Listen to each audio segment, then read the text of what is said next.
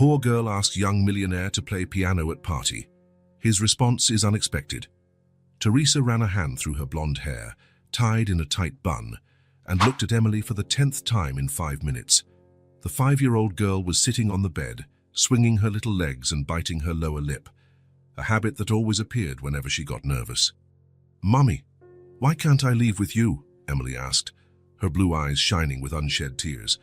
"Because today is my first day working for the Whitmore family, honey. It's their son's birthday party, and I have to help in the kitchen." Teresa knelt in front of her daughter. "The babysitter cancelled at the last minute, so you're going to stay here in this room. Very quietly. You have your coloring books, your pencils, but I want to be with you." "Emily," Teresa's voice grew firmer, "promise me you'll stay here. This family is very important. If I lose this job..." The girl nodded slowly, but Teresa saw the stubbornness in her daughter's eyes. She knew that look. "I promise, Mommy." Teresa kissed her daughter's forehead and left, closing the door carefully. Her footsteps echoed down the hallway until they faded completely. Emily stood still for exactly 3 minutes. Then, curiosity won out over her promise. The Whitmore mansion was a different world from everything she knew. The hallways seemed endless, with huge paintings on the walls and soft carpets that swallowed the sound of her bare feet. Emily walked slowly, paying attention to every detail. Voices and laughter came from somewhere in the distance. The party. Emily followed the sound like a little mouse following the scent of cheese. When she reached the top of the main staircase, her jaw dropped. The main hall was filled with elegant people. Men in suits and women in sparkling dresses talked in small groups, holding glasses that reflected the light from the giant chandeliers. And there, in the center of it all, was a black grand piano that looked like a sleeping giant. A young blonde man approached the instrument. He must have been about 20, with light green eyes and a smile that made people around him naturally draw closer. He settled his fingers on the keys, and, suddenly, music filled the room. Emily hid behind the balustrade, but she couldn't take her eyes off him.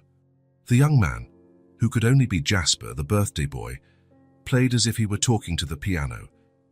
His fingers danced across the keys with a naturalness that made the little girl's heart race. The music was beautiful and sad at the same time. Emily closed her eyes and let the melody wash over her. It was different from the simple songs she knew, but it awakened something familiar inside her. When the music ended, applause filled the hall. Jasper stood up, bowed, and smiled at the guests. "Lovely as always, darling," said a woman with platinum blonde hair, who must have been his mother. "Jasper plays divinely," commented someone else. It was at that moment that Emily made a decision that would change everything. She went down a few steps, and before her courage could flee, took a few more steps until she was visible to everyone. "Can I play?" she asked, her voice small but clear. The entire hall turned to look at her. Emily felt dozens of eyes on her, but she didn't back down. "Oh, for heaven's sake," murmured a lady in a blue dress. "Where did this child come from?" "What nerve," said another, shaking her head.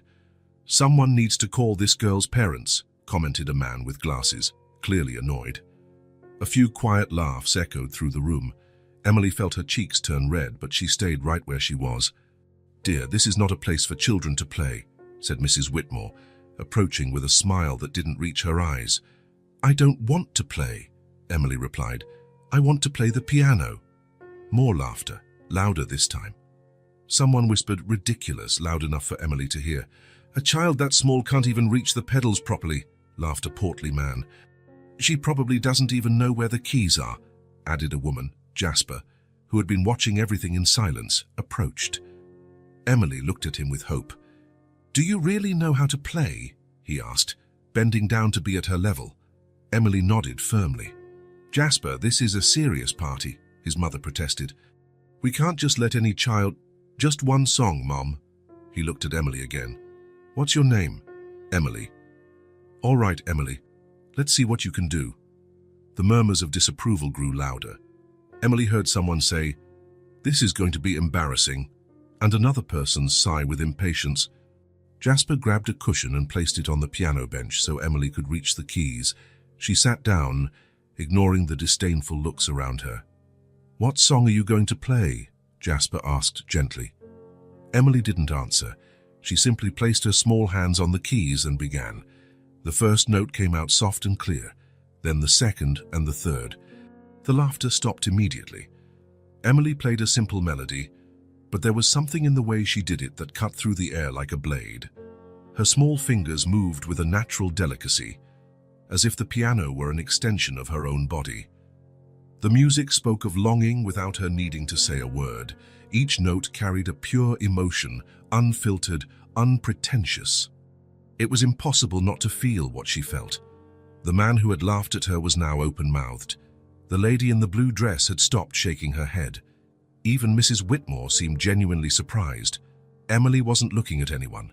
She was completely lost in the music, as if nothing else existed in the world but her and the piano. Her blue eyes shone with an intensity that didn't match her 5 years of age. When she played the last note, the silence stretched on for long seconds. No one moved, no one breathed. Then the applause began. Timid at first, almost embarrassed, but growing until it filled the entire hall. The same people who had laughed at her now clapped with genuine admiration. "My God," someone whispered. "That was extraordinary," said the man with the glasses, seeming not to believe what he had just seen. Emily got off the bench and looked at Jasper, who was clapping with a huge smile on his face. "How did you learn to play like that?" he asked, still impressed. Before Emily could answer, a voice cut through the air like a whip. "Emily Rose!" Teresa appeared at the entrance of the hall, her face red and her eyes wide with shock. She rushed across the room, weaving through the guests without caring about their stares. "You were supposed to stay where I told you." Teresa pulled Emily away from the piano. "You've gotten me in trouble. Mom, no excuses. We're leaving." "Now?" Teresa grabbed her daughter's hand tightly and started pulling her toward the exit.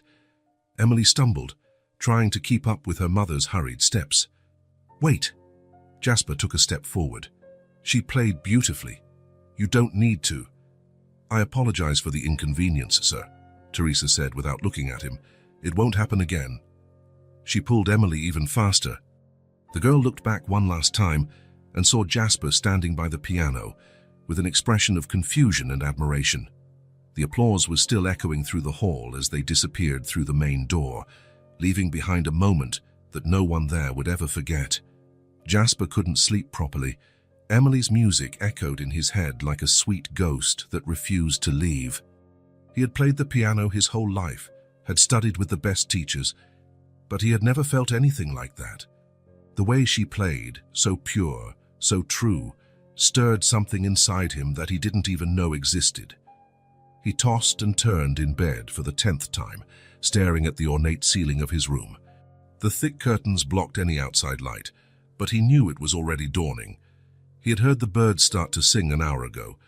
How could a 5-year-old child play with so much emotion? Where did that technique come from? And most importantly, why did it affect him so much? Jasper had grown up in a world where music was performance, where every note had to be perfect, where the important thing was to impress the audience. But Emily played as if music was breath, natural, necessary, vital. The next morning, he went down for breakfast earlier than usual. The house was quiet, only the distant sound of pots and pans from the kitchen breaking the silence. His parents were still asleep. They never woke up before 10. "Good morning, Mr. Jasper," said Margaret, the head cook, when he appeared at the kitchen door. She was a robust woman with graying hair who had worked for the family for over 15 years. "Good morning, Margaret. Is Teresa here?" Margaret pointed to the backyard. "She arrived early today. She's hanging laundry on the line. Do you want me to call her?" "No need. Thank you." Margaret watched him with curiosity. It was rare for Jasper to seek out the staff, especially so early, but she said nothing, just went back to preparing breakfast. Jasper went out the back door and found Teresa hanging sheets on the clothesline. The garden was cool with the morning dew, and the air smelled of wet grass and flowers. Teresa had her back to him, focused on her work. She saw him approaching and immediately tensed up, her hands trembling slightly as she clipped a pin to the line. "Mr. Jasper," she said, lowering her head. "If this is about yesterday, I offer 1,000 apologies. Emily shouldn't have... It's not that. Jasper held up a hand to interrupt her. Actually, I wanted to talk about exactly that. About Emily. Teresa dropped the sheet she was holding and turned completely to face him. Her blue eyes were filled with worry, and Jasper noticed the dark circles under them. She probably hadn't slept well either. She won't meddle where she doesn't belong anymore, I promise. I'll find someone to stay with her when I'm working. Maybe Mrs. Henderson from next door can... Teresa, you're not understanding. Jasper took a step closer. How does she know how to play like that? The question caught Teresa by surprise. She blinked a few times, as if she wasn't sure she had heard correctly. Sir, how does she know how to play the piano? Jasper repeated, more slowly. A 5-year-old child doesn't play like that by chance. Someone taught her, and I want to know who. Teresa was silent for a long moment, nervously fidgeting with the clothespin in her hand. Jasper waited, giving her time to process the question. Her father, Teresa said at last, her voice almost a whisper. Her father is a musician. Teresa shook her head, and Jasper saw tears forming in her eyes. David was a musician? She swallowed hard and looked up at the sky, as if trying to gather courage. He played piano in bars, at small events. Weddings, birthdays. He didn't earn much, but he loved what he did. He said music was his way of talking to the world. Jasper nodded, encouraging her to continue. When Emily was little, he would spend hours playing for her. A sad smile appeared on Teresa's face. She would sit on his lap trying to reach the keys with her tiny little hands. David said she had a natural talent, that she could feel the music in a way most people can't. Did he teach her formally? It wasn't like that. Teresa shook her head. David didn't believe in traditional lessons. He said you first learn to feel, then you learn the technique. Emily learned by watching, listening, imitating. It was as if she absorbed music from the air. And where is he now? The smile vanished completely. Teresa closed her eyes for a moment before answering. He died. Cardiac arrest. Emily was 4.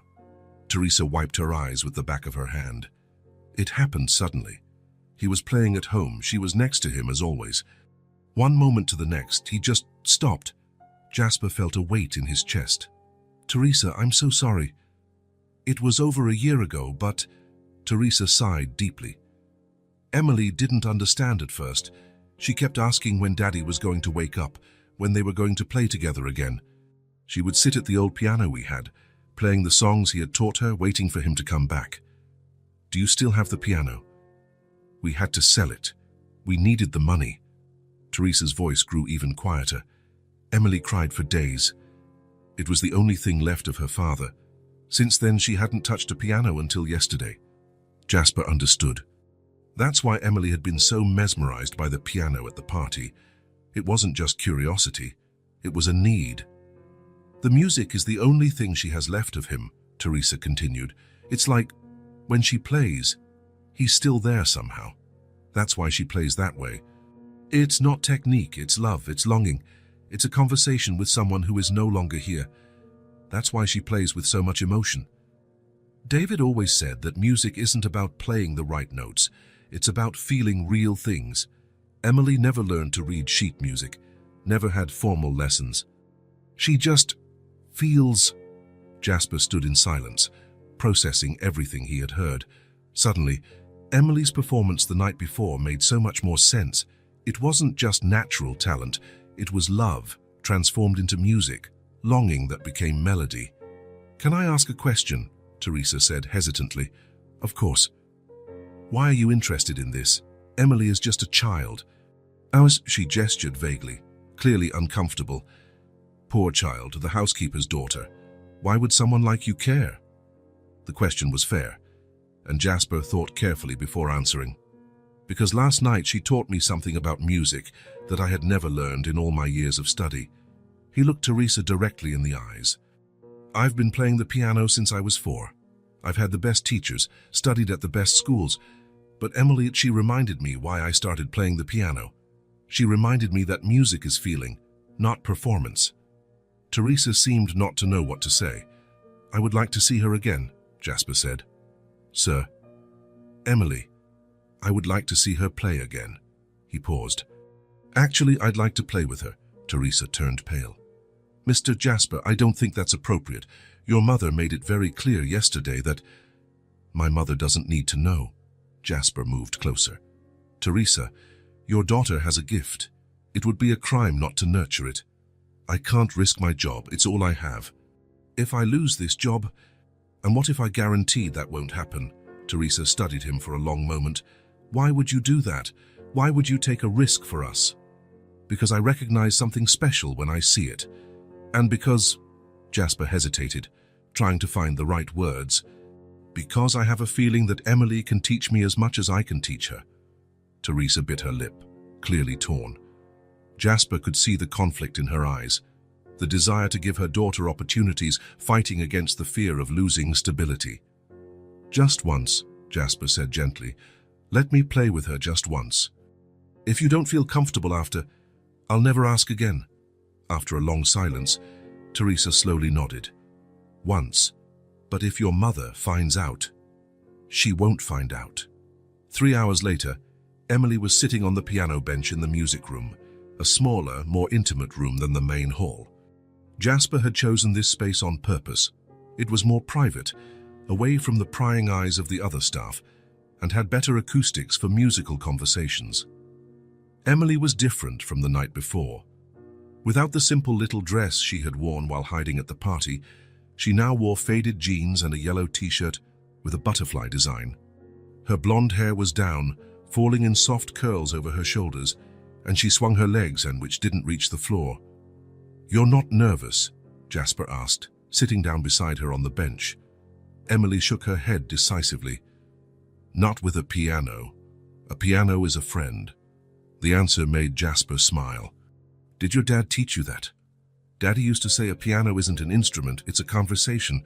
Emily placed her small hands on the keys with reverence. He said that if I listened closely, the piano would tell me secrets. What kind of secrets? Secrets of sad people, happy people, people who are missing someone. Emily looked at Jasper with her bright blue eyes, which seemed too old for her age. Are you missing anything?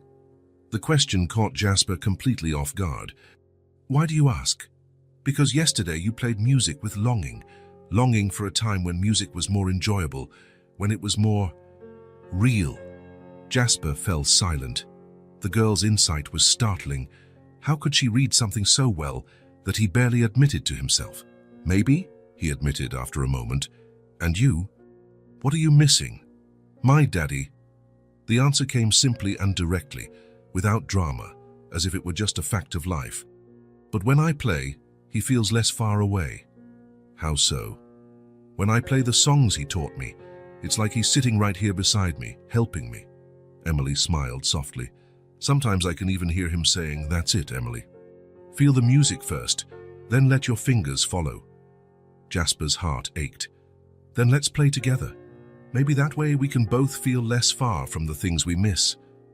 Emily smiled, the first true, completely happy smile Jasper had seen from her. Then she began to play. It was the same song from the night before, but now Jasper could hear it properly, without the distractions of the party, without the murmurs of the guests. Each note was placed with care, with intention. There was no rush, no unnecessary technique, just pure, honest, real music. After a few bars, Jasper began to accompany her. He played a simple harmony, letting Emily lead completely. He didn't want to overpower her music, he wanted to dance with it, and then something magical happened. Emily looked at him and smiled, and suddenly they were no longer playing two separate parts. They were creating something new together, something that neither of them could do alone. Jasper followed her rhythm, and she responded to his harmonies, as if they were having a conversation without words. When Emily sped up, he sped up with her. When she softened her touch, he softened his too. They laughed when Emily tried a more complex passage and nearly stumbled on the keys. Jasper helped her, showing her an easier fingering, and she learned it instantly. "You learn very quickly," he said, impressed. "Daddy said I have a musical ear, that I can hear what the music wants to be." Your dad was absolutely right. They continued to play, experimenting with different melodies. Emily always surprised when Jasper could accompany her perfectly, anticipating her changes as if he could read her musical mind. "How do you know what I'm going to play?" she asked at one point, stopping in the middle of a musical phrase. "I don't know. I just listen to what you're feeling and respond." "Is that a piano conversation?" "I think so." Emily let out a musical giggle. "Daddy would have liked you a lot." The words warmed Jasper's heart in a way he hadn't expected. It meant more than any compliment he had ever received. They were so absorbed in the music, so lost in their own world of melodies and harmonies, that they didn't notice the silent figure at the top of the stairs. Mrs. Whitmore had come down to check on something in the study when she heard the sound of the piano coming from the music room. It wasn't unusual. Jasper practiced daily, but there was something different about the music today. Something more joyful, curious. She quietly climbed to a point where she could see inside the room without being seen. What she saw sent an absolute chill down her spine. Her son, the heir to the Whitmore family, was sitting at the piano playing with the housekeeper's daughter as if they were equals.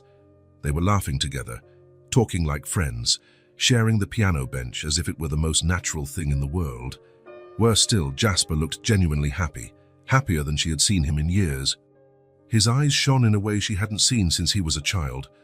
Mrs. Whitmore pressed her lips into a thin line, and her light blue eyes hardened like ice. This was unacceptable. Completely unacceptable. It was one thing to tolerate the child playing once at the party. It had been embarrassing, but at least it had ended quickly. But this was different. This was her son fraternizing with the housekeeper's daughter as if she were his peer. And what if someone saw? What if other staff members started to think they could bring their children to play with Jasper? Where would it end? She watched for a few more minutes, her irritation growing with every shared laugh, every moment of musical complicity. When she saw Emily teaching Jasper something, the housekeeper's daughter teaching the Whitmore heir, she had to restrain herself from going down and stopping it all on the spot. Mrs. Whitmore turned and went back up the stairs in silence, her mind already working on how to resolve this situation before it got completely out of control. This had to stop. And it would. In the music room, Jasper and Emily continued to play, completely oblivious to the fact that they had been watched. They were lost in their own universe, where music was a universal language and friendship knew no social barriers. For now, it was just them, the piano, and the memory of a father who had planted a musical seed that was now blossoming in ways he could never have imagined. 2 weeks had passed since their first meeting in the music room, and Jasper found himself looking forward to those moments, like he had never looked forward to anything before. He and Emily had created a quiet routine. Every Tuesday and Thursday at 3 in the afternoon, when the house was quietest and his parents were resting, they would meet in the music room. Jasper always arrived first, preparing the room. He would open the curtains to let in the soft afternoon light, adjust the piano bench, and place the cushion Emily used to reach the keys properly. Small rituals that had become precious to him. Emily always appeared punctually, her light footsteps echoing down the hall. She never needed to knock, she simply walked in, as if the space belonged as much to her as it did to him. "Hi, Jasper," she said that Thursday, as she always did, with a smile that lit up her whole face. "Hi, Emily. How was your morning?" "I helped Mom in the kitchen. Margaret let me stir the eggs for the cake." Emily climbed onto the bench and adjusted her cushion. "And you?" "French lesson with Professor Laurent." Jasper made a face. 3 hours of irregular verbs. Emily laughed. "Daddy knew how to speak French. He used to sing French songs to me to help me sleep." It was always like this. Emily spoke of her father naturally, without forced sadness, as if he were a normal part of the conversation. Jasper had learned not to be uncomfortable with these mentions. In fact, he liked them. Through these stories, he was getting to know the man who had taught Emily to see music as something alive. "What French song did he sing?" Jasper asked, sitting down next to her. "Frère Jacques," but he would change the words, make it funny. Emily began to play the simple melody of the children's song, but with small variations that made it special. He used to say that every song can be different if you put your heart into it. Jasper listened in silence, impressed as always with the natural way Emily had of turning even the simplest music into something unique. "Do you want me to teach you a new song today?" he asked when she finished. "Yes," Emily clapped her hands, "but not too hard. My fingers are still small." Jasper smiled. He had learned to choose pieces that challenged Emily without frustrating her. Today he had set aside a Chopin melody, adapted for smaller hands. "It's a song about water," he explained, starting to play the first few bars. The composer wanted to imitate the sound of falling rain. Emily closed her eyes, listening intently. Jasper watched her as he played, seeing how her face transformed as the music flowed. It was as if she could see the raindrops that Chopin had imagined. "Can I try?" she asked when he finished. "Of course. I'll show you slowly." Jasper guided her fingers over the keys, showing her the movement that imitated raindrops. Emily absorbed everything like a sponge, repeating each gesture until she could do it on her own. "Like this?" she asked, playing the passage. "Perfect. Now try to imagine how the rain falls. Sometimes it's heavy, sometimes it's soft." Emily nodded and tried again. This time, she varied the intensity of her touch, making the music really sound like rain, changing its rhythm. "So you have a special gift," Jasper said, genuinely amazed. "You can feel the music before you even learn to play it properly." "Daddy said music lives here," Emily pointed to her chest, "and that the fingers just obey what the heart commands." They continued to practice the Chopin piece for a few more minutes, Emily improving with each attempt. Jasper helped her when necessary, but mostly just watched, fascinated by her ability to learn not through technique, but through feeling. "Jasper," Emily said suddenly, stopping her playing, "can I tell you something?" "Of course." "Sometimes I dream about Daddy." She looked down at the piano keys. "In the dream, he's playing the piano and I'm sitting on his lap like before, and when I wake up I'm sad because it's not real." Jasper felt his heart ache. "Emily, but when I play piano with you, I don't feel sad." She looked at him with her serious blue eyes. "It's like Daddy is happy because I have a friend who likes music like he did." Emily's words touched Jasper in a way he hadn't expected. No one had ever spoken to him like that. So honest, so direct, so true. "Emily, you're my friend too," he said softly. "One of the best friends I've ever had. Even though I'm a kid and you're a grown-up, age doesn't matter when two people truly understand each other." Emily smiled and went back to playing. This time, she chose a song Jasper had never heard before. "This one is new," he observed. "Daddy taught me this one." He said it was a friendship song. Emily played slowly, each note clear and sweet. "He made it up for me when I was sad because I didn't have any friends at school." Jasper listened in silence, memorizing every note. The melody was simple but deeply moving, like everything Emily played. "Can I learn it?" he asked when she finished. "Of course. Then we can play it together." Emily taught the song to Jasper with the patience of an experienced teacher, even though she was only 5. She corrected him gently when he made a mistake, showed him again when he didn't understand, always with the same sweet smile. "No, like this," she said, placing her small hand over his to show the correct movement. "It has to be more gentle."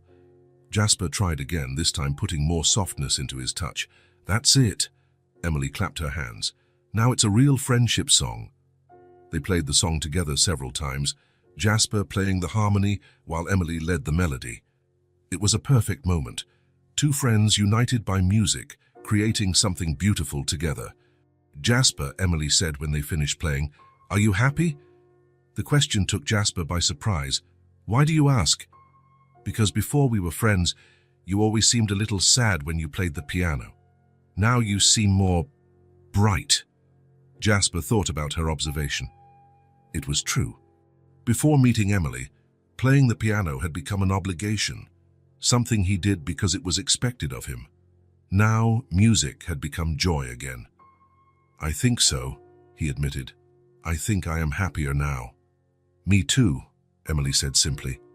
"After Daddy died, I thought I would never enjoy playing the piano with anyone again. But with you it's different." "How is it different?" "With you it's like talking without words, just like Daddy said music should be." They sat in silence for a moment, just looking at the piano keys. Jasper felt a connection with Emily that went beyond age, beyond social differences. It was a connection of souls who understood the same language. "Want to try making up a song?" Emily suggested suddenly. "What do you mean?" "We make it up together. You start, I continue, then you continue again." Jasper smiled. "Let's try." He began with a simple melody, just a few notes that sounded good together. Emily waited for him to finish the musical phrase and then added her own continuation, picking up on the mood of his music and taking it in a slightly different direction. Jasper responded to what she had played, building on her idea. Emily laughed and added a few more notes, creating a small variation that made the music more interesting. They continued like this for several minutes, creating a unique composition that was born in the moment, the fruit of a perfect collaboration between two musical minds that complemented each other. "This is our song," Emily said when they finished, smiling proudly. "Our song," Jasper agreed. "No one else will ever play it exactly the same, because only we know how it was born." It was true. That song was theirs, created in the moment, impossible to reproduce exactly the same. It was the perfect symbol of the friendship they had built, unique, special, unrepeatable. When it was time for Emily to leave, Jasper felt the same pang of sadness he always did. Those 2 hours flew by and he always wanted more time. "See you Tuesday?" Emily asked, as she always did. "See you Tuesday," Jasper confirmed. Emily gave him a quick hug before running off. Jasper sat at the piano for a few more minutes, softly playing the song they had created together. He knew he was experiencing something special, a friendship that went beyond any difference, built on the solid foundation of music and mutual understanding. It was a soul-to-soul friendship, and he wouldn't trade it for anything in the world. Mrs. Whitmore had spent 2 weeks observing, 2 weeks noticing the different smiles on Jasper's face, the glances he gave toward the music room, the way he seemed more cheerful on Tuesdays and Thursdays. 2 weeks seeing Teresa looking nervous, always glancing around as if she were hiding something. She wasn't a fool. She knew exactly what was happening. That Monday morning, Mrs. Whitmore made her decision. She put on her most formal navy blue suit, tied her blonde hair in an impeccable bun, and went down to the kitchen with an expression that made all the staff automatically lower their heads. "Teresa," she said, her voice cutting through the air like a blade, "I need to speak with you. Now." Teresa, who was washing dishes at the sink, felt her blood run cold. She knew that tone. She had heard other maids receive the same treatment before being fired. "Yes, ma'am," Teresa murmured, drying her hands on her apron. "In my office." Mrs. Whitmore's office was on the 2nd floor, an elegant room with mahogany furniture and shelves full of books that had probably never been read. It was a room designed to intimidate, and it worked perfectly. Teresa entered and stood in front of the desk, her hands clasped in front of her. Mrs. Whitmore sat behind the massive oak desk, her cold blue eyes studying Teresa like a predator studying its prey. "Sit down," Mrs. Whitmore said, gesturing to the chair in front of the desk. Teresa sat on the edge of the chair, her back straight, trying to appear more confident than she felt. "Teresa, how long have you been working here?" 3 weeks, ma'am." 3 weeks. And in these 3 weeks, you have done good work in the kitchen. Margaret speaks well of you." "Thank you, ma'am. But there is a problem." Mrs. Whitmore leaned forward, resting her elbows on the desk. "A serious problem that needs to be resolved immediately." Teresa swallowed hard. "A problem, ma'am?" "Your daughter." The 2 words fell like stones in Teresa's stomach. She tried to keep her expression neutral, but she knew she had failed. "Emily," Mrs. Whitmore continued, pronouncing the name as if it were something unpleasant. "She has been very present here lately. She stays in the room when I come to work, ma'am. She doesn't bother anyone." "Doesn't bother anyone?" Mrs. Whitmore laughed, but there was no humor in the sound. "Teresa, I am not blind. I know exactly what has been happening." Teresa felt her heart race. "Ma'am, your daughter has been in the music room with my son." Mrs. Whitmore's voice grew lower, more dangerous, playing the piano, talking, acting as if they were friends. The word friends came out of her mouth as if it were a curse word. "Ma'am, I can explain." "Can you?" Mrs. Whitmore stood up abruptly. Then explain to me how a housekeeper allows her daughter free access to my house. Explain to me how a 5-year-old child thinks she can associate with the heir of the Whitmore family as if they were equals. Teresa opened and closed her mouth, trying to find words that wouldn't get her fired on the spot. Jasper asked her to play with him, Teresa said finally. I told him it wasn't appropriate, but he insisted. I didn't want to disrespect your son. Oh, so it's my son's fault. Mrs. Whitmore's eyes glinted dangerously. Jasper is a kind young man, Teresa. He doesn't understand the implications of what you have been doing, but I do. Implications, ma'am? Mrs.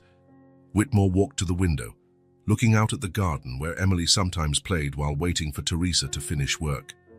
Do you know what your place is here, Teresa? She asked without turning around. Yes, ma'am. I work in the kitchen. Exactly. You work in the kitchen. You are a housekeeper. Mrs. Whitmore turned slowly. And housekeepers do not raise children who think they can mix with the family that employs them. Teresa felt tears sting her eyes, but she held them back. She couldn't cry. Not in front of her. My daughter doesn't think anything of the sort, Mum. She is just a child who likes music. A child who needs to learn her place in the world. Mrs. Whitmore returned to her desk. And you need to teach her. What do you want me to do? It's simple.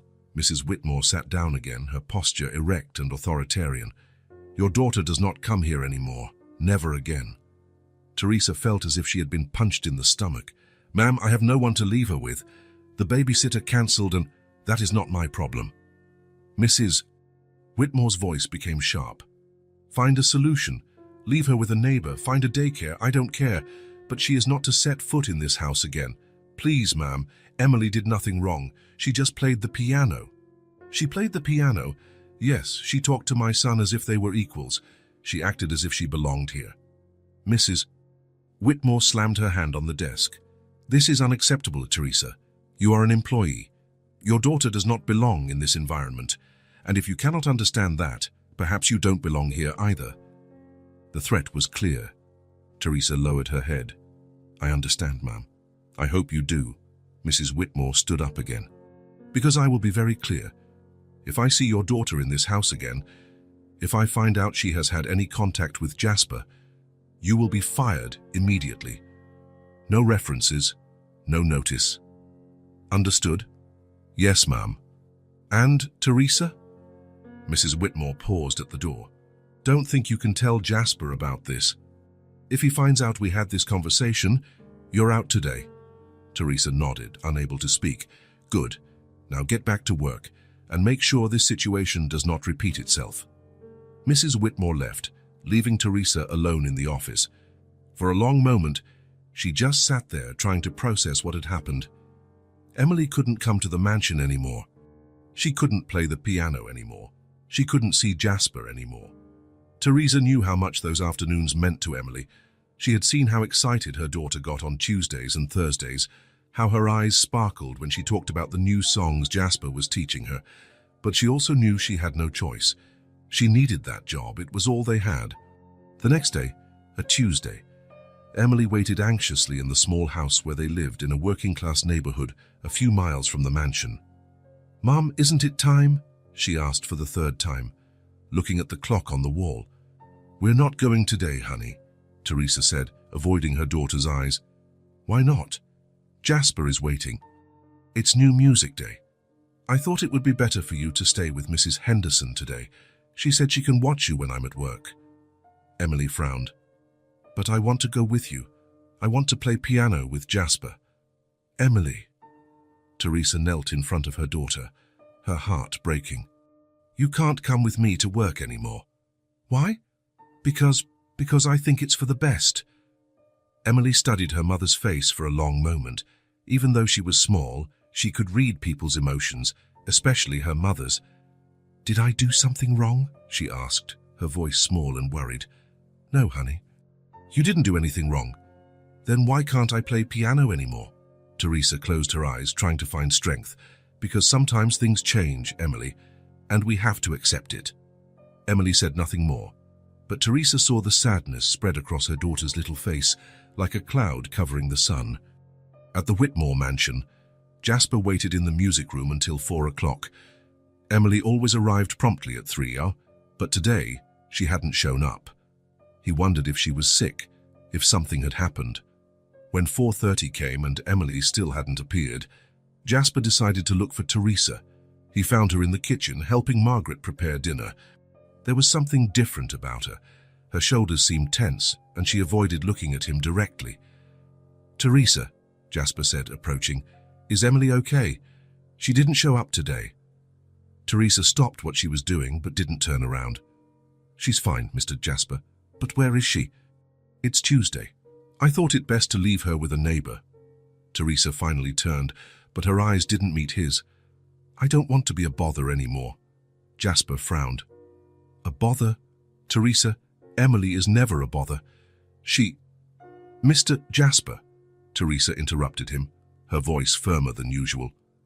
"With all due respect, I think this is for the best. Emily needs to learn to stay with other people." There was something in Teresa's voice that didn't sound true. Jasper knew her well enough to know when she was lying, and she was definitely hiding something. "Teresa, did something happen?" "No, sir. I just thought it would be for the best." Jasper studied her for a long moment. He could see the tension in her shoulders, the way she avoided his gaze, the nervous way she fiddled with her apron. "Will she come on Thursday?" Teresa hesitated for a moment too long. "No, sir. I don't think so."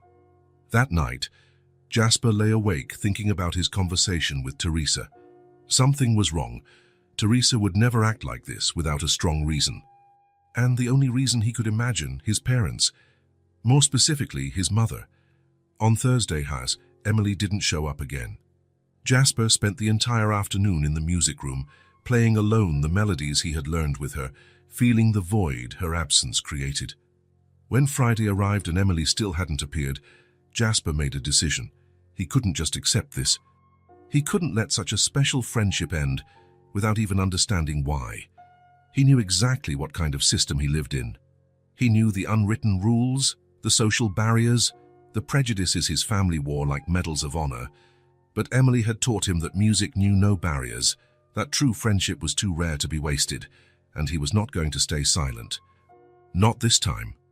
A week had passed since Emily had disappeared from Jasper's life, and each day felt longer than the last.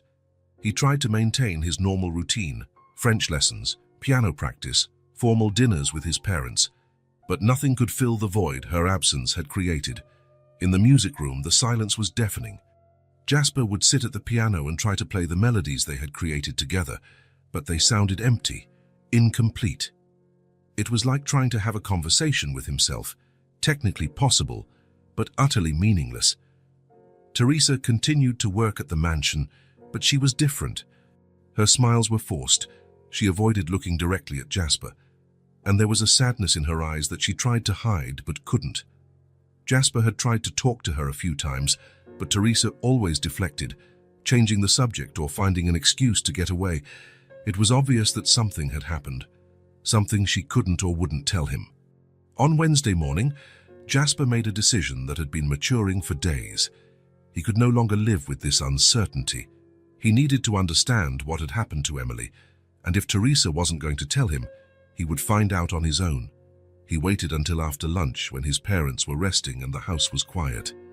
Then, discreetly, he slipped out the back door and walked to where Teresa was hanging clothes on the line.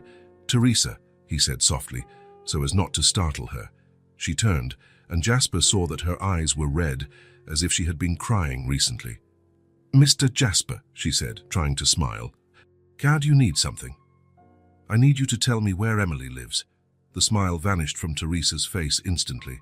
"Sir, the address, where you live." "Mr. Jasper, I don't think—" "Teresa." Jasper took a step closer, his voice firm but gentle. "Please, just give me the address." Teresa looked around nervously, as if expecting someone to be listening. "I can't, sir. It would be inappropriate." "Inappropriate according to whom?" Teresa didn't answer, but Jasper saw the answer in her eyes. His mother. Obviously, his mother was behind all of this. "Teresa, Emily is my friend. I'm not just going to forget she exists because someone decided our friendship is inconvenient. Sir, please, Don't ask me this. 847 Miller Street, said a voice from behind them. Jasper and Teresa turned. Margaret was standing at the kitchen door, drying her hands on a dish towel. "Margaret," Teresa whispered, horrified. "That girl has a gift," Margaret said, ignoring Teresa's disapproving look. "And gifts shouldn't be wasted because of social nonsense." "Margaret, you don't understand. If Mrs. Whitmore finds out—" "Mrs. Whitmore won't find out," Margaret said firmly, "unless someone tells her." Teresa looked between Margaret and Jasper, clearly torn. 847 Miller Street, Jasper repeated. "Thank you, Margaret." He left before Teresa could protest again. The neighborhood where Emily lived was about 2 miles from the mansion, but it felt like a completely different world. The houses were small and simple, packed close together with small front yards where children played in the street. Jasper had never been in a neighborhood like this. It was clean and tidy, but definitely humble. The people he saw on the streets looked at him with curiosity. His expensive clothes and the way he walked made it obvious he didn't belong there. He found Miller Street without difficulty and walked slowly, looking for number 847. When he finally saw it, his heart ached. Emily was sitting on the sidewalk in front of a small, exposed brick house, wearing the same yellow t-shirt she had worn the first day they played together. She was focused on something on the ground, bent over a small project Jasper couldn't quite see. He approached slowly, not wanting to scare her. As he got closer, he saw what she was doing and felt a lump in his throat. Emily was drawing musical staffs on the ground with twigs, small parallel lines scratched into the dirt, with small pebbles positioned as if they were musical notes. She moved a pebble a few inches and tilted her head, as if listening to the music only she could hear. "Hi, Emily," Jasper said softly. Emily looked up, startled. When she saw who it was, her eyes widened in surprise. "Jasper," she said, getting up quickly, "what are you doing here? I came to see you." He knelt beside the drawing on the ground. "Is this music?" Emily nodded, suddenly shy. "I'm trying to remember the rain song you taught me, but it's hard without a piano." Jasper looked at the little scores made of dirt and twigs and felt something break inside his chest. There was Emily, creating music with the resources she had, because real music had been taken from her. "Emily," he said, looking directly into her blue eyes, "I miss you." Emily looked down. "I miss you too. But Mum said I can't go to your house anymore." "Why?" "She said it's not right for a boss to be friends with the housekeeper's daughter." Emily kicked a small stone. "She said we live in different worlds and I need to understand my place." Jasper felt anger rise in his chest. Not anger at Emily, not at Teresa, but anger at the stupid system that created these absurd barriers. "Emily, look at me," he said. She raised her eyes. "I don't care about that. I don't care if you're the housekeeper's daughter and I'm the boss's son. I don't care about different worlds or social places." Jasper took her small hands. "You are my friend. One of the best people I've ever met. And you're good for me. Really, really, you taught me that music is about feeling, not technique. You taught me that friendship can exist between people of any age. You reminded me why I started playing the piano." Emily smiled for the first time since he had arrived, but Mum said, "Your mum is scared," Jasper said gently. "How she's afraid of losing her job, afraid of causing trouble. But that doesn't mean she's right about our friendship." Emily thought for a moment. "What can we do? Do you want to go back to playing piano with me?" "I do," Emily said without hesitation. "More than anything. Then I want you to come back." "But Mom won't let me." "Let me talk to her." Jasper stood up. "Is she home?" "She is." "But Jasper," Emily held his hand, "what if your mum finds out? Mum said Mrs. Whitmore doesn't like me." Jasper paused. He knew Emily was right. His mother was definitely behind all of this. But that wasn't going to stop him. "Emily, do you remember when we created our song together? The one only we knew how to play?" "I remember." "Do you remember how special it was? How right it felt?" Emily nodded. "Some things in life are too important to be sacrificed for fear." Jasper knelt again. "Our friendship is one of those things." "Are you sure?" "I am." Jasper smiled. "Besides, you still have a lot to teach me about music." Emily laughed. And you have a lot to teach me too. So we're in agreement. We are. Jasper looked at the house behind Emily.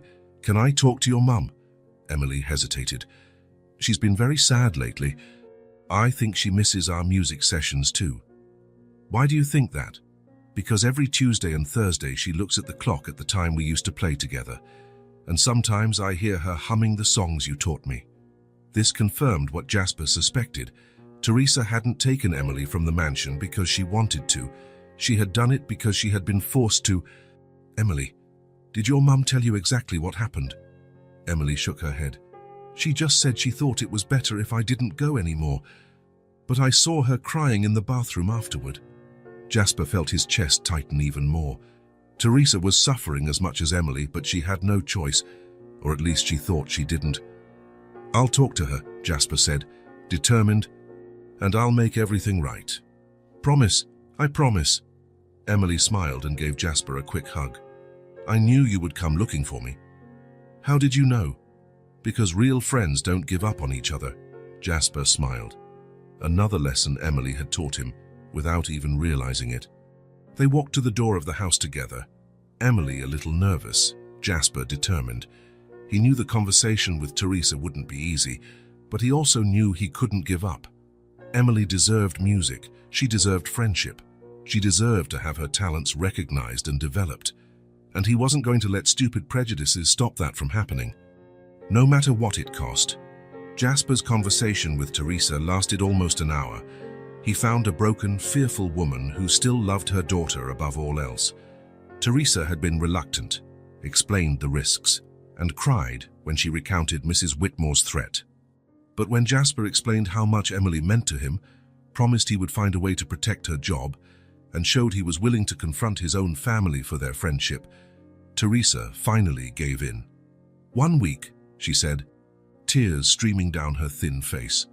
If anything goes wrong in 1 week, Emily doesn't come back. And you promise you won't tell anyone about our conversation. I promise, Jasper said, knowing he was making a promise he might not be able to keep. And you promise that if your mother finds out, you won't let her harm us further. Teresa, I will protect you both. From anything. The woman studied him for a long moment, seeing something in the young man's green eyes that convinced her he was serious. All right, but we have to be even more careful now. The following Thursday, Emily was back in the music room. She entered slowly, almost fearfully, as if expecting someone to appear at any moment to send her away again. Her blue eyes scanned the room, checking every corner, every shadow. You don't have to be afraid, Jasper said gently, noticing her hesitation. Everything's okay. Are you sure? Emily asked, her voice small. Mum said that if anyone sees us together again. Emily, look at me. She lifted her eyes. I won't let anything happen to you or your mum. I promise. Emily studied his face, searching for signs of doubt but finding only sincerity. Okay, she said, finally smiling. I trust you. Emily approached the piano like someone approaching a dear friend after a long separation. She placed her small hands on the keys and sighed deeply, as if breathing for the first time in weeks. I miss this so much, she murmured, stroking the keys with reverence. Me too, more than you know. They started by playing the rain song that Emily had tried to recreate with twigs. This time, she remembered every note perfectly, as if the time away from the piano had only intensified her musical memory. But there was something different in her touch. You've gotten better, Jasper observed, genuinely surprised. A lot better. How could I have gotten better if I haven't played the piano in 2 weeks? I don't know. But you have. There's something different in your touch. More profound. Emily thought for a moment, her eyebrows furrowed in concentration. I think it's because now I know what it's like to be without music, so every note feels more important. The observation struck Jasper like lightning. That was exactly it. Emily now played with an urgency, a gratitude that didn't exist before. Every musical moment was treated as a precious gift that could be taken away at any time. It's as if music has become more necessary for you, he said. Yes, Emily brightened. In the 2 weeks without playing, I felt like a part of me was missing, like I couldn't breathe properly. And now I'm whole again. They spent the entire afternoon playing. Emily showed Jasper how she had practiced mentally during the 2 weeks away, imagining the melodies and moving her fingers in the air. She had created exercises with pieces of wood at home, simulating keys to maintain her coordination. Jasper was fascinated by her ability to keep the music alive even without an instrument. "You're incredible, Emily. Do you know any adult who would have that discipline?" "Daddy always said that real music lives here." Emily pointed to her heart, not in the fingers, so even without a piano, the music kept growing inside me. "Growing how?" "Getting stronger, clearer. It's hard to explain." Emily tried to find the words. "It's like, without being able to play, I learned to listen better." "Want to try a new song?" Jasper asked when they finished playing all the melodies Emily had memorized. "Yes, which one?" "A song about friendship, but not like the one your dad made up. A different one." Jasper began to play a melody he had composed during the 2 weeks Emily was absent. It was a song that spoke of connections that transcended barriers, about finding someone who understood your soul, about fighting to keep those connections even when the world tried to tear them apart. Emily listened in silence, absorbing every note, every harmonic change. When Jasper finished, she had tears in her eyes. "Is it about us?" she asked, her voice emotional. "It's about us, about our friendship, about how sometimes we have to fight for the things that are important. It's the most beautiful song I've ever heard. Can I learn it? Of course, but it's a little harder than the others. It doesn't matter. I want to learn it. I want to play our song." Jasper began to teach the song to Emily, note by note. She was right about having improved.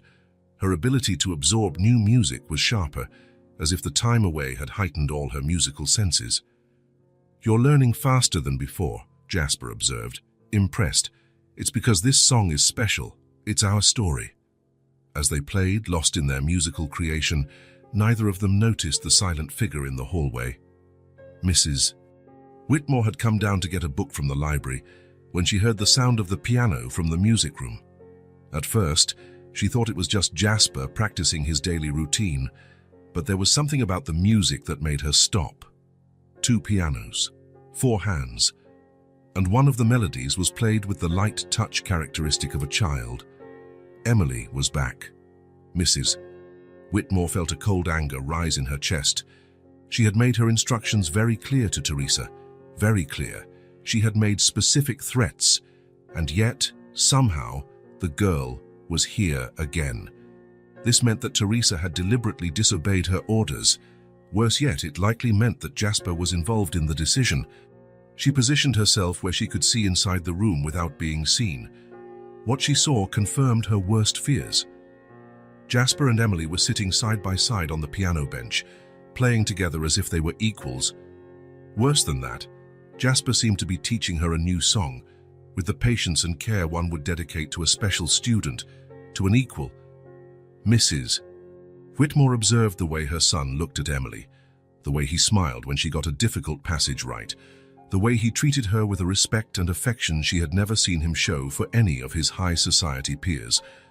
Worse still, she saw how Emily responded. The girl did not act like a servant in the presence of an employer. She laughed naturally, made musical suggestions, and gently corrected Jasper when he made a mistake. She behaved like an equal. This wasn't just a child playing the piano.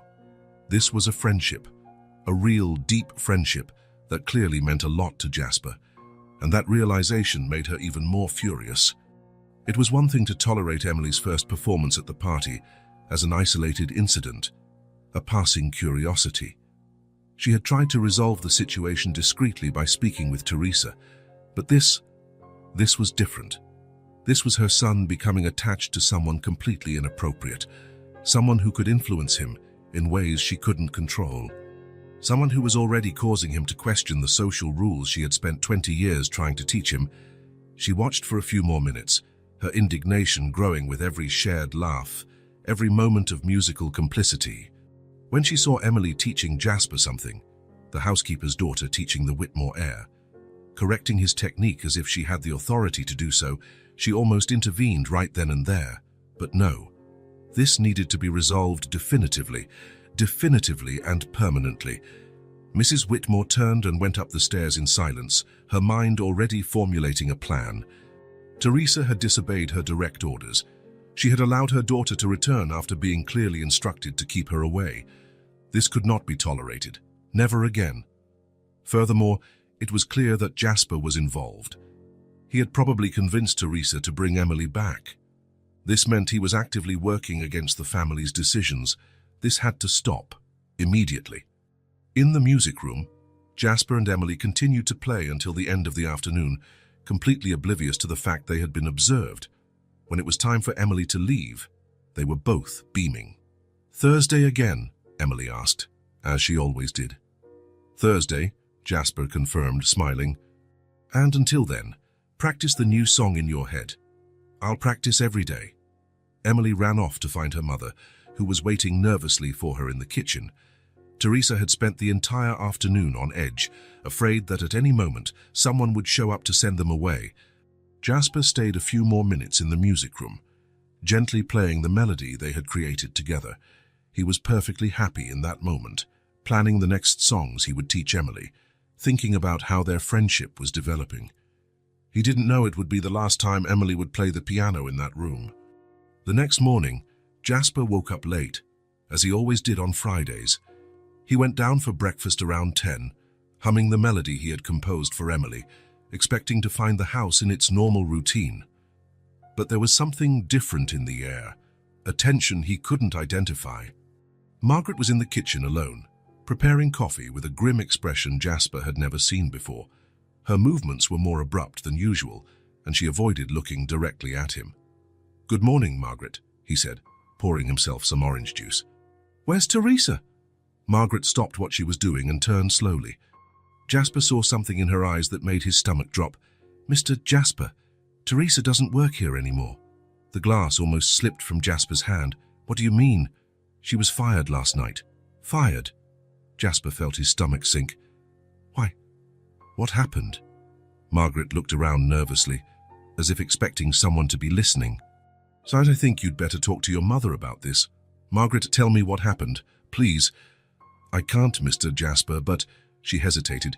"It was right after you two finished playing yesterday." Jasper's world collapsed. They had been discovered. Jasper ran out of the kitchen and found his mother in the living room, sipping tea and reading a newspaper as if nothing had happened. She was impeccably dressed and made up, a picture of calm that contrasted violently with the storm Jasper felt growing inside him. "Mother," he said, trying to keep his voice calm. Margaret said, "Teresa was fired." Mrs. Whitmore didn't look up from the newspaper. She was Why? Because she wasn't following the house rules. "What rules?" "Teresa is an excellent employee. Margaret always praises her work. She's never done anything wrong." Mrs. Whitmore finally lowered the newspaper and looked at Jasper with her cold blue eyes. "Jasper, Teresa was clearly instructed about certain limitations. She chose to ignore those instructions." Jasper felt a familiar anger rise in his chest. "This is about Emily." "It is." "Mother, Emily is just a child. Emily is the daughter of a housekeeper who doesn't know her place." Mrs. Whitmore carefully set the newspaper aside. "And you seem to have forgotten yours as well." "My place?"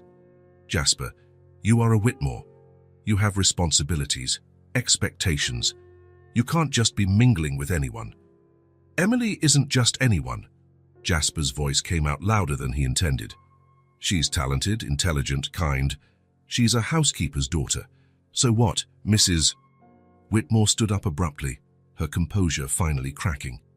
"So what? Jasper, don't you understand the implications of what was happening? Yesterday you were teaching her piano as if she were your equal, as if she had the right to be there. She has the right to be wherever she wants." "She does not." Mrs. Whitmore's voice rose in pitch. "Jasper, don't you see where this leads? Yesterday she was playing the piano. Soon she'd be sitting at our table, going to the pool, being treated as part of the family. Where would it end? We would have no control left. I see no problem with that." "No problem," Mrs. Whitmore laughed, but there was no humor in the sound. "Jasper, we cannot allow employees to think they can raise their children as our equals. If we do that, we lose all control. Our social standing, our authority, everything would crumble. Jasper looked at his mother as if he were seeing her for the first time. You're talking about a 5-year-old child. I'm talking about principles, about social order, about keeping everyone in their proper place. Not her proper place. Jasper's anger finally exploded. Mother, you don't understand anything. Emily is my friend, a real friend. She is talented, has a rare and special musical gift. She is a sweet, intelligent child who has never harmed anyone. Jasper? No. He stood up as well. Thus you fired Teresa because you can't stand the idea of your son being friends with someone you consider inferior. You destroyed the lives of 2 people because of your stupid prejudice. Do not speak to me in that tone. I'll speak in any tone I want. Jasper was shaking with rage. Emily has taught me more about music, about friendship, about being a decent person in a few weeks than our entire society has taught me in 20 years. Mrs. Whitmore turned pale. You don't know what you're saying. I know exactly what I'm saying. Jasper headed for the door. And I know exactly what I'm going to do. Where are you going? I'm going after them. I'm going to apologize for belonging to a family that treats good people like disposable trash. Jasper, if you leave this house now... What? Jasper turned at the door. Are you going to disinherit me? Kick me out too? Do what you want, Mother. But I won't stand here pretending I agree with this. He slammed the door, leaving Mrs. Whitmore alone in the room, trembling with anger and shock. Jasper hadn't been lying. He knew exactly what he was going to do. He was going to find Emily and Teresa. He was going to apologize, and he was going to find a way to fix the damage his family had caused, because some things were too important to be sacrificed for prejudice and pride. And his friendship with Emily was definitely one of them. Jasper walked through the streets of the working-class neighborhood with a mixture of determination and nervousness growing in his chest. The path to Emily's house seemed longer this time, each step burdened by the weight of the guilt he felt. His words to his mother still echoed in his mind, but now they seemed empty in the face of what had happened. He had promised to protect Emily and Teresa. He had promised that nothing bad would happen to them, and he had failed completely. Miller Street was busier than the first time. Children played in the street, women chatted on their doorsteps, men returned from work with tired but smiling faces. It was a different world from the one he knew, simpler, more genuine, where people greeted each other by name. When he reached number 847, Jasper paused for a moment, looking at the small brick house. Something was different now. The curtains were drawn. There were no flowers in the windows as he had seen before, and the small front garden looked neglected.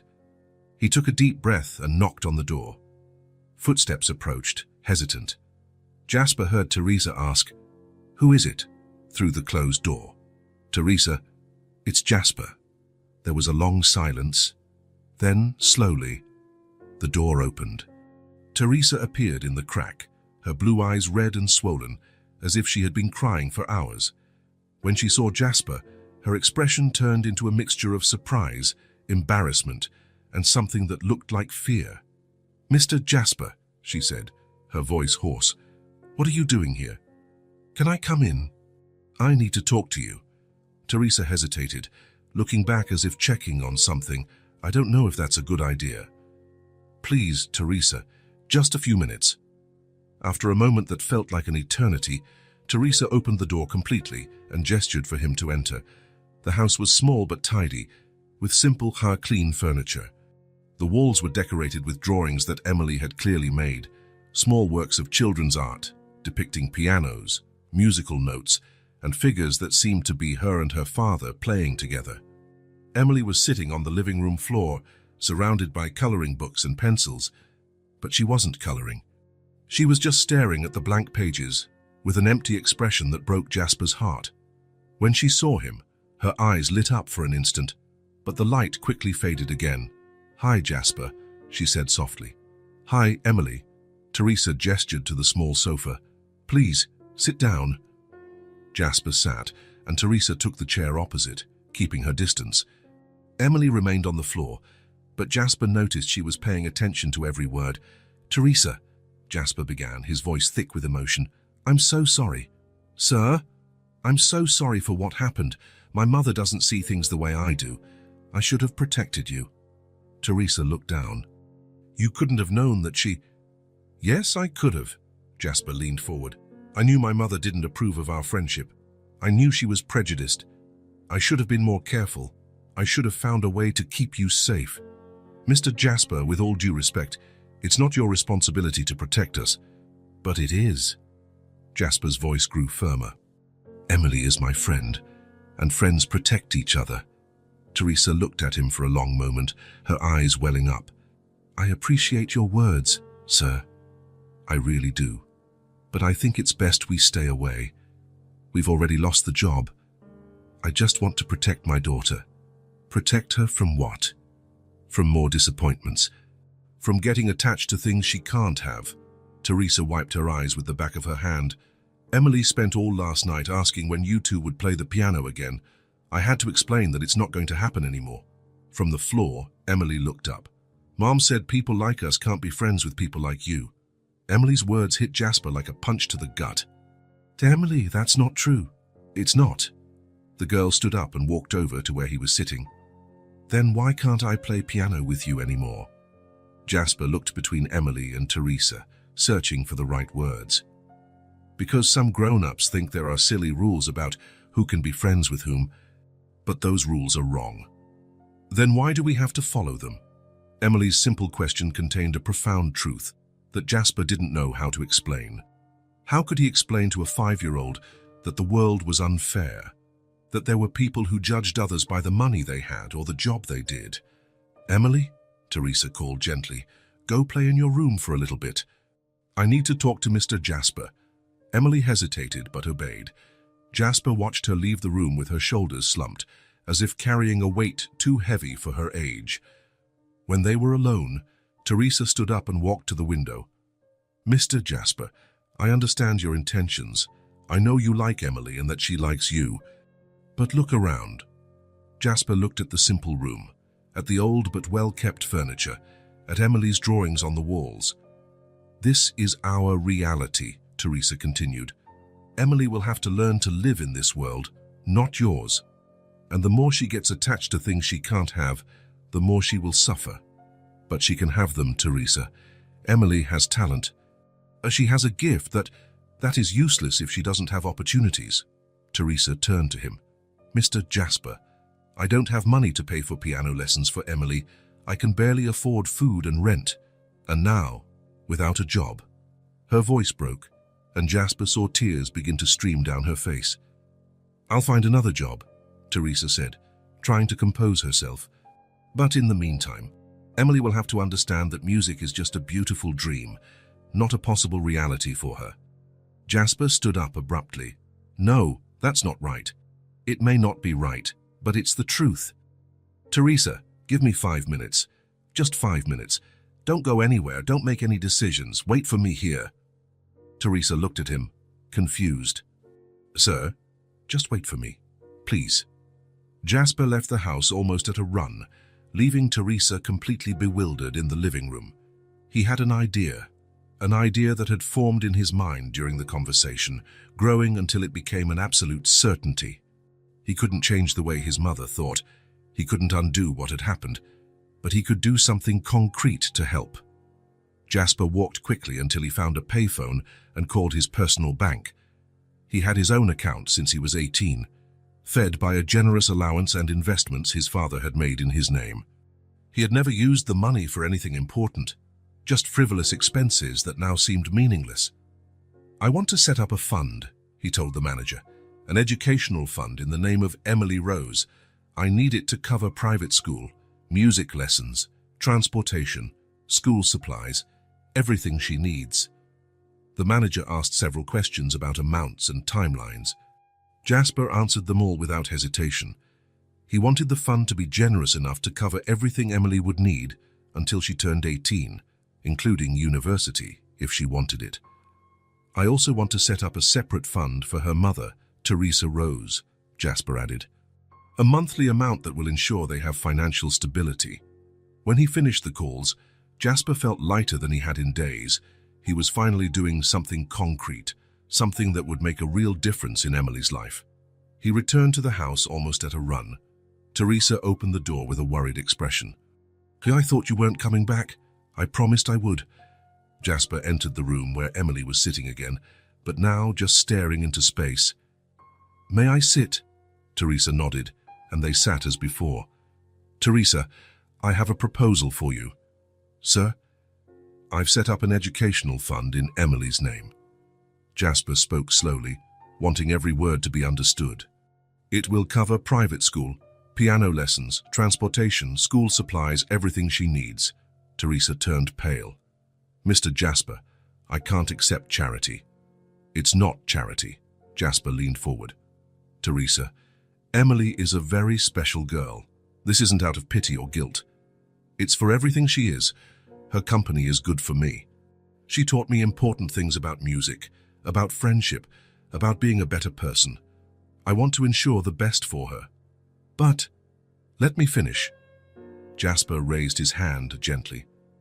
"I've also set up a fund for you, a monthly amount that will ensure you have financial stability.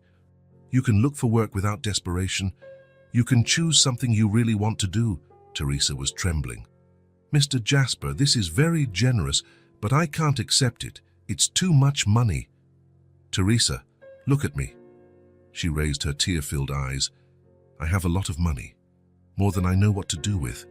I spent more on clothes last month than you two see in a year." Jasper took her hands. "Let me use this money for something that really matters." "But why? Why would you do this for us?" Jasper looked at Emily, who was listening to everything with wide eyes. "Because Emily has a gift, a real, rare, special gift. It would be a crime to let that gift go to waste for lack of opportunities." He turned back to Teresa. "And because you two showed me what true friendship is, that is priceless." Teresa began to cry. Not tears of sadness, but tears of relief, of gratitude, of renewed hope. "Mr. Jasper, I don't know what to say." "Say you'll accept. Say you'll let Emily have the opportunities she deserves." Emily got up from the floor and walked to Jasper. Without a word, she hugged him with all the strength her small arms could muster. "Does this mean I can play the piano again?" she asked against his chest. "It means you're going to have your own piano," Jasper said, hugging her back. "And teachers, and all the lessons you want." Emily pulled away to look at him. "And will we still be friends?" "Forever," Jasper promised. "If you want to be." "I want to." Teresa stood up and joined the hug, crying and laughing at the same time. "Thank you," she whispered. "Thank you for believing in my daughter." "Thank you for letting me know her," Jasper replied. They stood like that for a long moment. Three people from different worlds united by something stronger than prejudice, more enduring than social differences. When they finally separated, there was hope in the air. Emily was smiling for the first time in days. Teresa looked 10 years younger, and Jasper felt he had finally done something truly important with his life. "When can I start my lessons?" Emily asked, her eyes shining with excitement. "Tomorrow, if you like," Jasper laughed. "But first, how about we play a little together? I brought sheet music for a new song I think you'll like." Emily clapped her hands, and for the first time since everything had fallen apart, the future looked bright again. Hope had returned to stay. 6 months had passed since that afternoon in the small house on Miller Street. Emily was now studying at one of the best schools in the city, had piano lessons 3 times a week, and owned a small piano at home, a gift from Jasper for her 6th birthday. The Whitmore mansion was once again decorated for a party. This time, it was a New Year's celebration, a formal event that brought together the city's elite. Chandeliers sparkled, expensive flowers adorned every corner, and waiters circulated with trays among the elegantly dressed guests. Jasper stood at the entrance of the ballroom, nervous, constantly looking at the main door. He had sent special invitations to Emily and Teresa, but he didn't know if they would come. Mrs. Whitmore circulated among the guests with her perfect social smile, but Jasper noticed the tension in her shoulders. The last few months had been a silent truce between them. Then, at 8:30 in the evening, they arrived. Emily entered hand in hand with Teresa, wearing a light blue dress that Jasper had made especially for her. Her blonde hair was tied in a delicate hairstyle, and she walked with the confidence she had developed over the last few months. Teresa was elegant in a simple black dress, but her eyes showed nervousness. She knew this night would be crucial. As they entered the ballroom, the conversation subsided. Heads turned, curious eyes followed them. Some guests whispered among themselves, clearly wondering who these people were. Jasper approached immediately, smiling. "You came?" he said, relieved. "We promised we would," Emily replied, giving a small curtsy as Teresa had taught her. "You look beautiful, Emily." They circulated through the ballroom, Jasper introducing Emily and Teresa as his special friends. The reactions varied. Some guests were cordial, others maintained a cold politeness, and some seemed clearly uncomfortable. Emily behaved perfectly, greeting people politely but without losing her childlike naturalness. She talked about her piano lessons when asked, always mentioning how much she loved music. Mrs. Whitmore watched from a distance, her expression unreadable. Jasper noticed how she followed Emily's every move, every reaction from the guests. As the night progressed, Emily gradually won over some people. Her genuineness and intelligence were impossible to ignore, and even some of the most skeptical guests began to talk to her naturally. When the party was nearing its end, Jasper walked to the grand piano in the center of the ballroom. He gently tapped a glass to get everyone's attention. "Ladies and gentlemen," he said, his voice echoing through the hall, "if you'll allow me, I'd like to end this evening in a special way." The conversations stopped completely. All eyes turned to him. "I want to share the piano with someone who has changed the way I see the world," Jasper continued, extending his hand toward Emily. Emily walked toward him with firm steps, without hesitation. She climbed onto the piano bench as if it were her natural place. The ballroom fell completely silent. 200 people waited. Emily began to play. It was the song Jasper had composed for her months ago, the song about friendship. But Emily had added her own variations, making it even richer and more expressive. Her small hands moved across the keys with confidence. Months of formal study had honed her technique, but her musical essence remained untouched, pure, honest, deeply emotional. After a few bars, Jasper joined her. But this time, he let Emily lead completely, following her interpretation, admiring the way she transformed each note into something special. Emily led with her heart, as always, but now there was something more. There was gratitude for the opportunity, determination to prove her worth, and a love for music that had deepened. The music spoke of journeys, of finding one's place in the world, of people who believe in you. It was autobiographical without being dramatic, powerful without being pretentious. When they reached the end, Emily and Jasper played the final notes in perfect synchrony. The silence that followed lasted only a few seconds, but it felt like an eternity. Then the ballroom erupted in emotional applause. It wasn't polite or obligatory applause, it was genuine applause, from people who had been truly touched by the music. Some people had tears in their eyes, others were giving a standing ovation. Emily got off the bench and curtsied, smiling radiantly. Jasper stood beside her, applauding her performance along with everyone else. On the other side of the ballroom, Mrs. Whitmore watched everything in silence. For the first time in months, she had nothing to say. Her eyes were fixed on Emily, not with disapproval, but with something that looked almost like recognition. She saw how the guests approached Emily after the performance, genuinely congratulating her, treating her like a talented young lady. She saw how Jasper looked at Emily with pride and affection, and how Emily returned it with a pure and true friendship. And for the first time, Mrs. Whitmore began to understand that perhaps her son had found something more valuable than social status. Emily smiled at Jasper, her eyes shining with happiness.